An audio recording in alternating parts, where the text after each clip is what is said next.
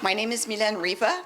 I'm associate professor in the Department of Geography at McGill University, just on the other side of the mountain. It's my pleasure to be here with you this afternoon. Do you hear feedback, or it's only me? It's you do? Might be the microphone that's there. Oh, this one. Too close to each other, perhaps?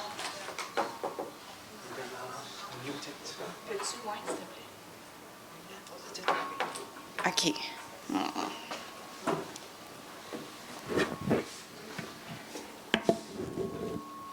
Okay, now? Maybe. Okay. So it's my pleasure to be here with you this afternoon to speak about housing and the interconnection between housing, home, health, but also food. What I want to do this afternoon is, all right, okay. So what I want to do this afternoon is to speak to you about what I know about the interconnection between housing, health, and food. And this is drawing on research on energy insecurity or energy poverty, a situation that happens when people cannot access or afford the energy services that they need to maintain healthy indoor temperature and to live with dignity. So through research on energy poverty in southern Quebec and also in Nova Scotia, the heat or eat dilemma becomes very quickly apparent. And I want to tell you a little bit about that this afternoon. I also want to draw on research that I've been conducting in collaboration with Inuit communities in northern Canada. So the Inuit are one of 3 Indigenous peoples in Canada. So I want to speak about the interconnection between housing, home, and health. And we'll close on thinking about housing as an ecosystem. The WHO recognizes housing as a fundamental determinant of health. According to their housing and health guidelines, healthy housing is shelter that supports a state of complete physical, mental, and social well-being, is structurally sound. It provides shelter from the elements. It provides sufficient space, comfortable temperature, adequate sanitation, safe fuel or connection to electricity, protection from pollutants and other nuisance. Healthy housing provides a feeling of home. So housing is not just about 4 walls and a roof. It's about providing this sense of home, this sense of belonging, of security, and of privacy. Healthy housing relies on the immediate environment and the extent to which this provides access to the services, to resources that are necessary for people to lead healthy lives. It also depends on the local community, which enables social interactions that support health and well-being. So this is one conceptual framework to understand how housing and health are interconnected, but there's been many frameworks that have been published over the years to highlight how the different dimensions of housing are influencing health through different pathways. Swope and Hernandez published their Housing and Health Equity Framework in 2019 in Social Science and Medicine, and they emphasize 4 dimensions of housing that are important for health: cost, condition, consistency, and context. And through some of our research in the South and in the North, we've added 2 other dimensions: constancy, so this idea of sense of home and ontological security, and then the importance of care and connection that takes place inside the home.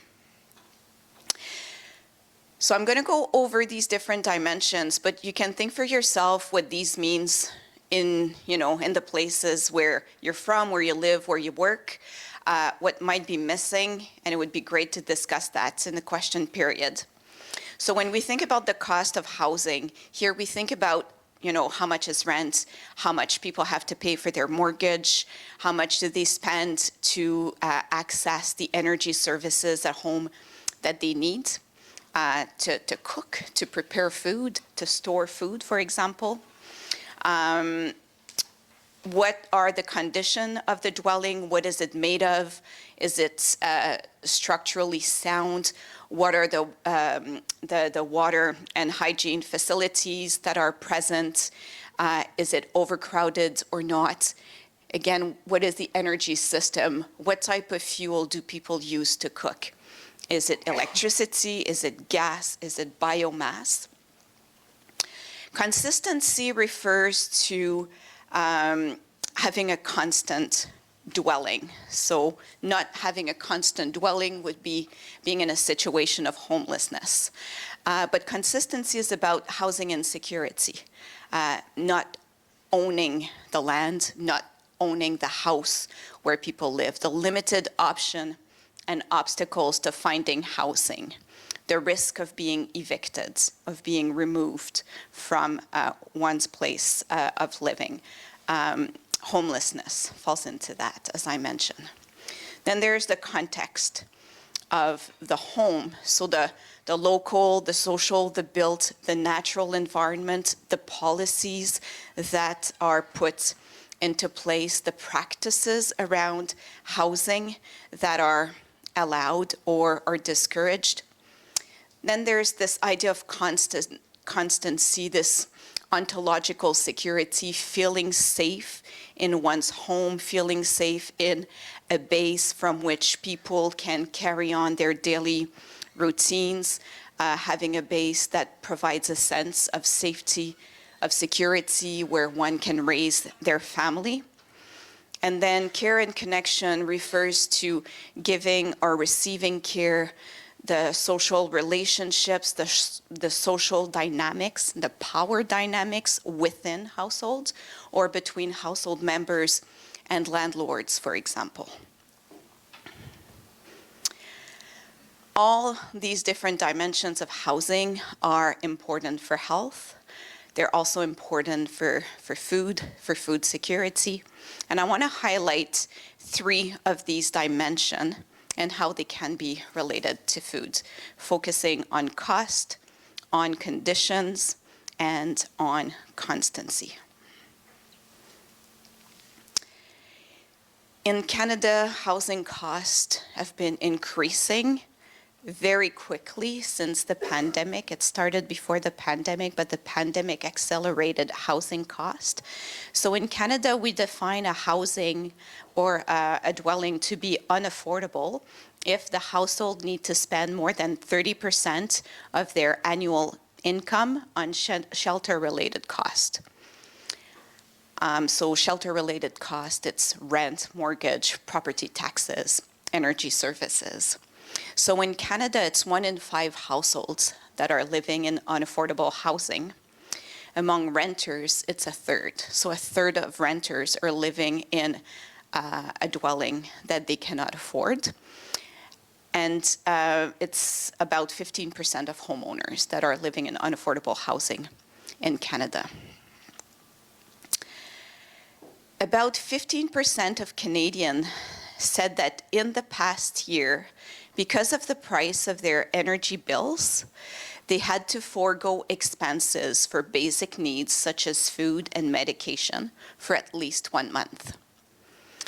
It's about 20% lower income households that have to cut on food or medication to pay their utility bills. 27% of lone parent family had to forego basic needs to afford their energy bills. So this relates to the heat or eat trade-off, which was first coined in the early 2000s by Batakari and colleagues. They published a study in American Journal of Public Health where they wanted to look at how lower and higher income families fared during cold shocks, how families, were able to spend on fuel for heating and spending on food. And they saw that during cold shocks, both lower income and higher income families increased their spending on food. Higher income families also increased their spending, during cold shocks, both type of families increase their spending on fuel. Higher income families increase their spending on food.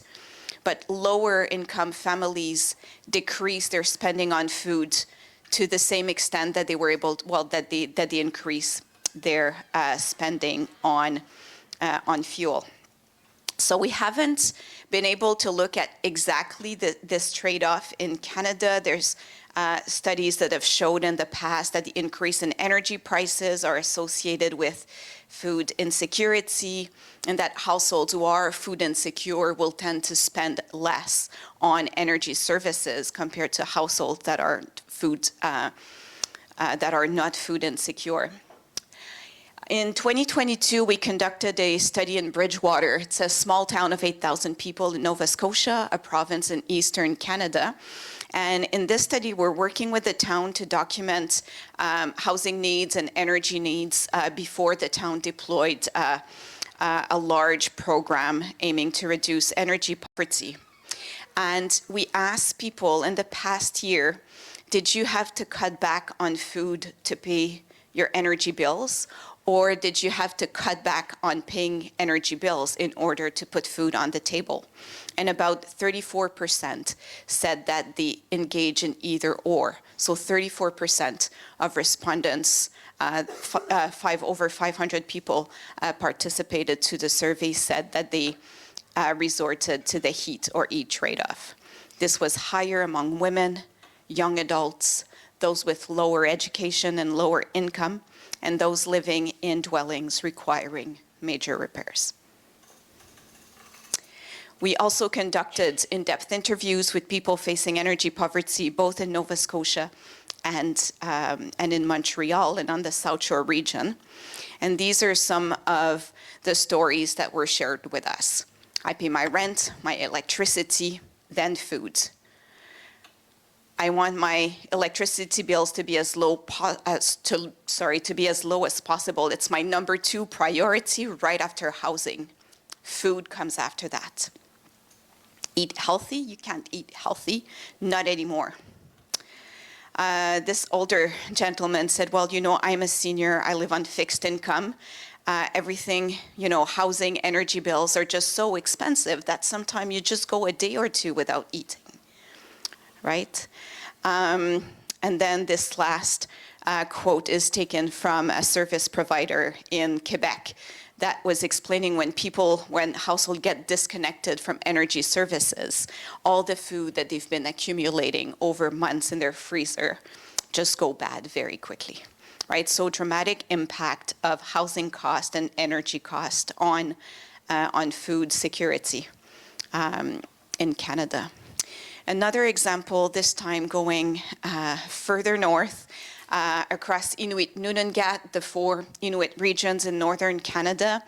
Housing has been in a state of crisis since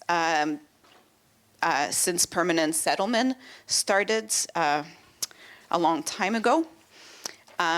So here you have 2 statements from a report that was published in 2011 to say that housing, rather than being the safe haven and source of security that it is for most Canadian, is clearly one of the biggest barriers to health and to well-being for Inuit, as well as a significant challenge to economic and social development.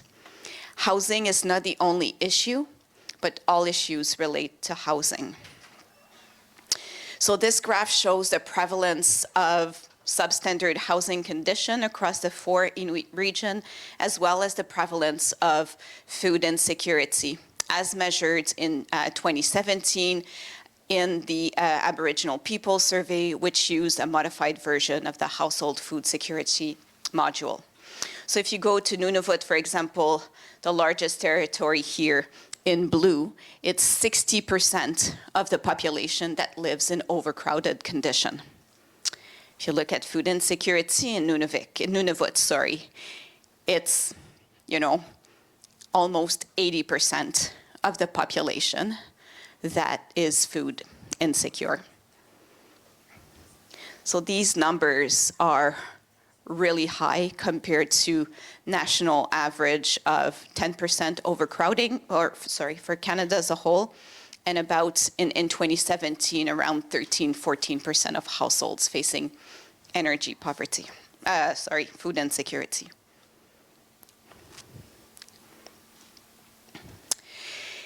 A previous study we conducted with colleagues at Laval University using data from the Nunavik Child Development Study showed that cutting down on the size of children's meal, which is a very sensitive measure of food insecurity, right? If you start cutting on the size of meals for kids, something is really, really wrong.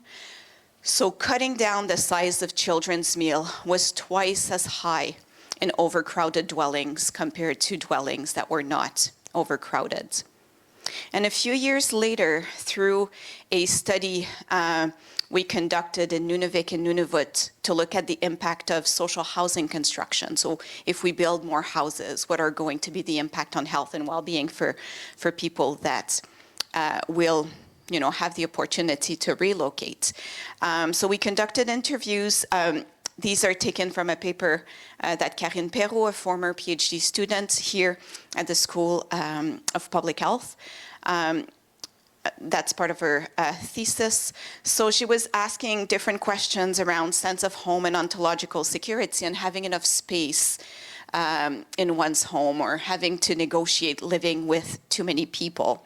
So this respondent said, well, I try to buy food for my family and try to cook enough for my family and for my kids, but sometimes it's kind of hard to feed them. There are too many people in my house. We mostly ran out of food, drinks. Sometimes my kid don't eat for days. So in Inuit culture, sharing food is very prevalent. So through the discussion that Karine was having with some of the participants, this moral dilemma of having to share a limited amount of food with others was something that was really difficult for people to negotiate with. Some people said that sometimes they would go in their room, they would lock the door, and they would eat away from others. That they would eat out at a restaurant in a community where there was a restaurant because they wouldn't have to share food. So another examples of how this, this ontological security of being well in one's home and to be able to eat in one's home is compromised when there are too many people inside the home.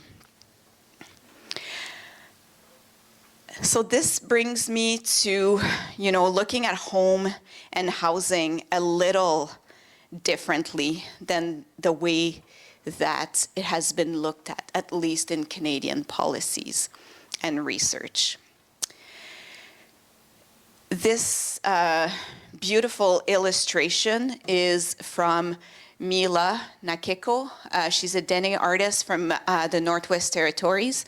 And we organized a workshop last May in Yellowknife, the capital of the Northwest Territories, to understand what housing means to northern Indigenous people and community organization providing housing support. And we started to ask the question, what is housing important for in your community? And we started this discussion by reflecting on, what housing means and what health means. And health conceptualization in Indigenous culture is relational.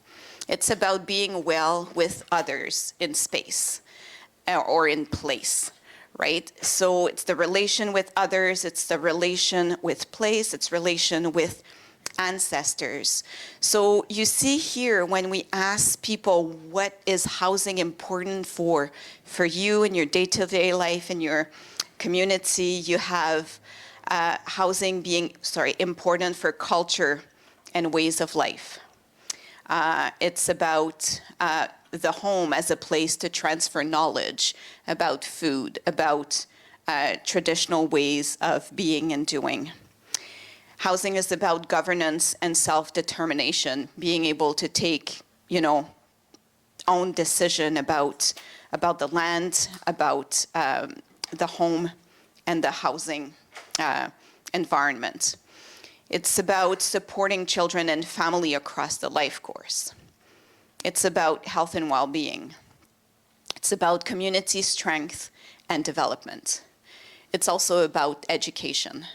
So housing enables all of this in Northern Canada through this workshop that we conducted in the Northwest Territories. It might look different in other regions, but this is what came out of the discussion.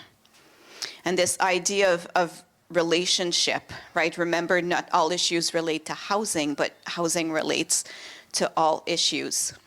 Something else that we're trying to do within At Home in the North, and At Home in the North is a pan-Canadian housing partnership on northern housing that was funded as part of the National Housing Strategy. It's a partnership that's funded by Social Sciences and Research Council of Canada and Canadian Mortgage and Housing Corporation, which changed its name. It's too long. But one thing that we're trying to do in At Home in the North is to challenge the idea that housing is a continuum. So Canada Mortgage and Housing Corporation that oversees housing regulation in the country, CMHC, they work with a continuum. And on one end of the continuum, maybe on this end for you, it's homelessness, all the way to homeownership, right? So people graduate, over this continuum during their housing journeys. But for no one, or maybe for some people, but not from everyone, the housing trajectory is not linear. So that's what we're trying to challenge with At Home in the North. Trying to understand, okay, well, what do we need to create a home that is healthy, a home or a housing system where people, communities, Indigenous government feel they have agency. And it's starting to look like that, starting with the land, starting with the buffalo, starting with country food. So home is land, and it all starts from that. And health is land as well. So if you go, I'm not going to read everything that's on this beautiful image, but really the housing ecosystem is foregrounded on land, is Indigenous-led, is community-based, and it's recognizing that the needs of people in any community with respect to housing is multi-layered, and it is complex.